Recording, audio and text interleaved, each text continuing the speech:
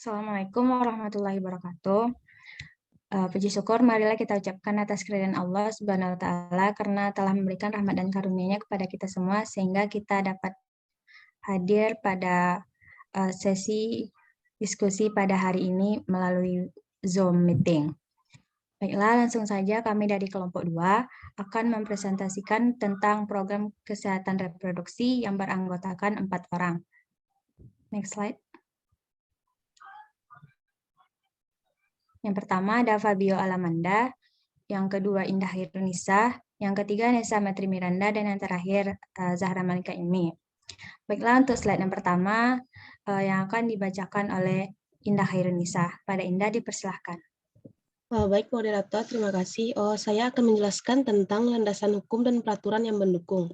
Yang pertama ada Undang-Undang Nomor 36 Tahun 2009 pada pasal 75, yaitu mengatur tentang larangan melakukan aborsi serta beberapa kejadian pengecualiannya, yaitu indikasi kedaruratan medis yang dideteksi sejak usia dini kehamilan, baik yang mengancam nyawa ibu dan janin atau yang menderita penyakit genetik.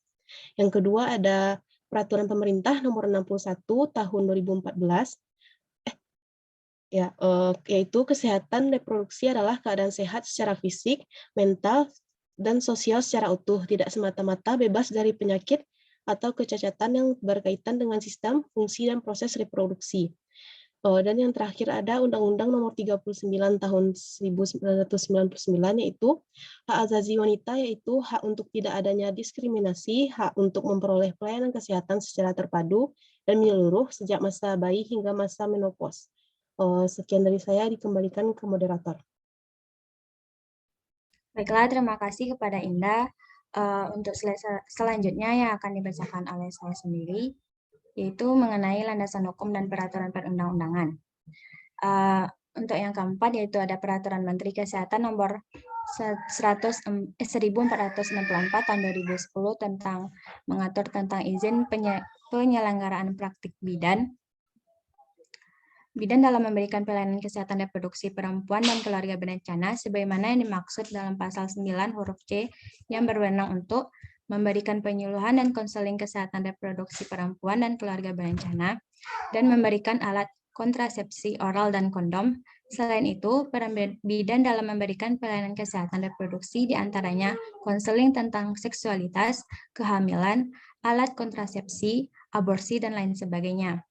Yang kedua, yaitu dasar hukum penanganan kesehatan reproduksi pada penyelenggaraan penanggulangan kesehatan reproduksi, yaitu Kepmenkes nomor 131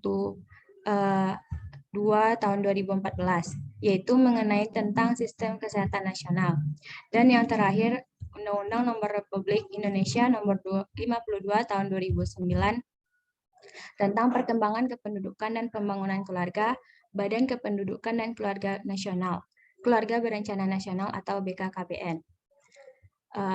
Untuk slide selanjutnya yaitu kepada Nesa. Nesa, silakan.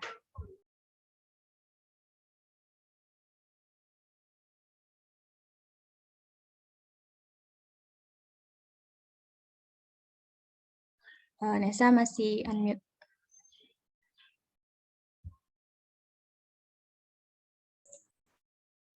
Terima kasih kepada moderator. Selanjutnya saya akan melanjutkan bahasan selanjutnya yang berjudul Perkembangan Program Kesehatan Reproduksi di Indonesia.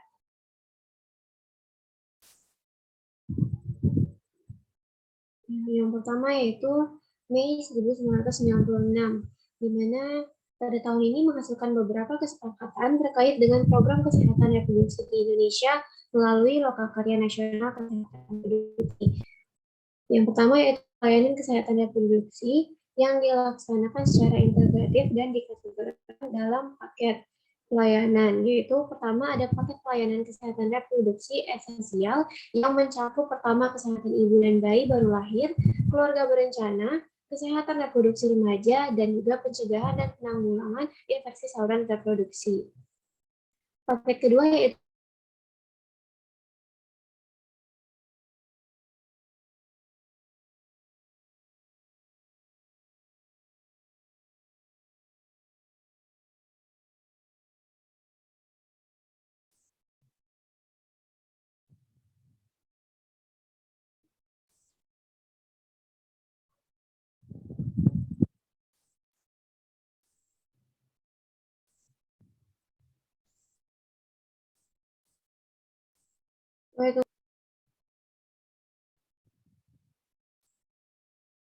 Mohon maaf karena ada kendala jaringan sebelumnya.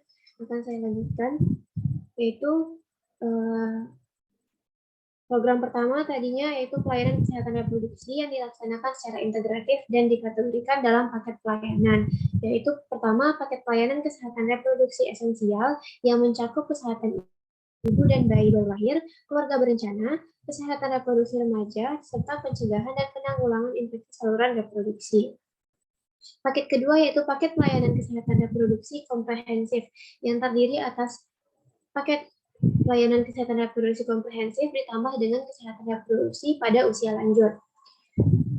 Program kedua yaitu mengidentifikasi peran tiap sektor dan pihak yang terkait dalam upaya kesehatan reproduksi sesuai dengan mandat institusi masing-masing yang perlu dilaksanakan secara integratif dan sinergis. Selanjutnya, dalam lokakarya juga terdapat beberapa rekomendasi. Rekomendasi pertama yaitu perlunya dibentuk suatu komisi kesehatan reproduksi sebagai wadah koordinasi dalam upaya kesehatan reproduksi yang terintegrasi. Yang kedua, penerapan paket pelayanan kesehatan reproduksi dilaksanakan melalui pendekatan integrasi fungsional dan dilakukan secara bertahap. Yang ketiga, keterlibatan organisasi profesi diperlukan dalam dukungan teknis, informasi, dan kepemimpinan untuk pengembangan upaya kesehatan reproduksi. Yang keempat, yaitu keterlibatan dan tanggung jawab laki-laki serta anggota keluarga lainnya yang diperlukan untuk mencapai kemitraan sejajaran laki-laki dan perempuan dalam konteks kesehatan reproduksi. Rekomendasi terakhir yaitu data kesehatan reproduksi perlu dikumpulkan secara rutin dengan keterlibatan berbagai pihak terkait. Slide selanjutnya.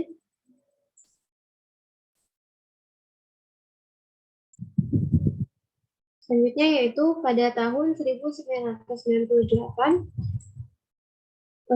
telah dibentuk Komisi Kesehatan Reproduksi yang terdiri atas 4 kelompok kerja atau Pokja, yaitu yang pertama Pokja Kesehatan Ibu dan Bayi Baru Lahir, yang kedua Pokja Keluarga Berencana, Pokja Kesehatan Reproduksi Remaja, serta Pokja Kesehatan Reproduksi Usia Lanjut untuk PKRK. Sekian yang dapat saya sampaikan, saya kembalikan kepada moderator. Terima kasih kepada Nesa. Untuk slide selanjutnya yaitu yang akan dibacakan oleh Indah. Pada Indah dipersilahkan. Baik, moderator. Next slide. Pada tahun 1999, Komisi Kesehatan Reproduksi bertemu secara berkala dan menampung hasil diskusi yang kebanyakan dilakukan di tingkat Pokja. Mekanisme ini tingkat Pokja terus diperbaiki secara bertahap agar fungsi koordinasi dapat dilaksanakan secara efektif. Selanjutnya, pada tahun 2000, konsep dan pedoman-pedoman tentang kesehatan reproduksi telah disosialisasikan ke seluruh provinsi dengan harapan dapat diimplementasikan melalui sumber dana yang ada di masing-masing provinsi dan kabupaten atau kota. Selanjutnya ada pada tanggal 20 Oktober 2003, diadakan Lokakarya Nasional Kesehatan Reproduksi kedua di Jakarta yang dihadiri oleh seluruh sektor terkait, di mana kembali menghasilkan beberapa rekomendasi dan keputusan yang menciptakan perubahan dan pendekatan dalam menangani program kesehatan reproduksi. Selain itu, dalam era desentralisasi dewasa ini, penerapan upaya kesehatan reproduksi diarahkan untuk mengatasi masalah kesehatan reproduksi setempat dan dalam konteks sosio-budaya setempat. Sekian dari saya, dikembalikan kepada moderator. Terima kasih kepada Indah. Sekian hasil diskusi dari kelompok kami. Kalau ada kesalahan kata, mohon dimaafkan. Assalamualaikum warahmatullahi wabarakatuh.